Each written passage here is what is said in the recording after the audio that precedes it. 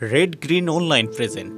আমাদের দেশে হবে সেই ছেলে কবে কথায় নয় বড় হয়ে কাজে বড় হবে। BD green. মুখে হাসি বুকে বল তেজে ভরা মন মানুষ হতে হবে এই যার পণ। BD green. বিপদ আসিলে কাছে হ আগুয়ান নাইকি শরীরে তবে রক্ত মাংস প্রাণ আছে। BD green. হাত পায়ে সবারই আছে নিচে কেন ভয় চেতনা রয়েছে যার সে কি পরে রয়। বিডি গ্রিন পরে রয় না, তারা সবচেয়ে আগে থাকে। সেই ছেলে কে চায় বল কথায় কথায় আসে যার চোখে জল মাথা ঘুরে যায় মনে প্রাণে খাটে সবে শক্তি করো দান তোমরা মানুষ হলো দেশের কল্যাণ। That is BD green.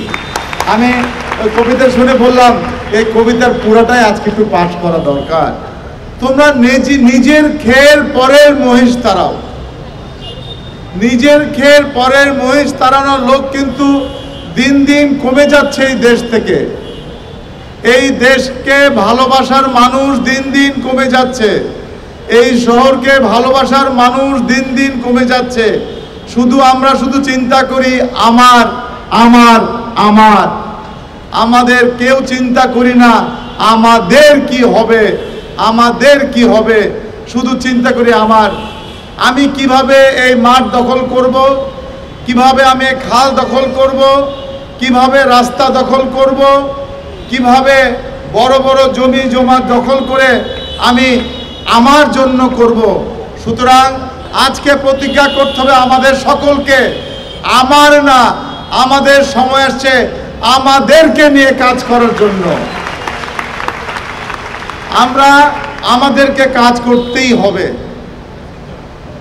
জাতির জনক বঙ্গবন্ধু শেখ মুজিবুর রহমান জাতির পিতা, উনি কোনোদিন চিন্তা করেন আমার আমার আমার, উনি চিন্তা করেছেন আমাদের আমাদের আমাদের। তাই আমরা পেয়েছি আজকে বাংলাদেশ লাল সবুজের পতাকা।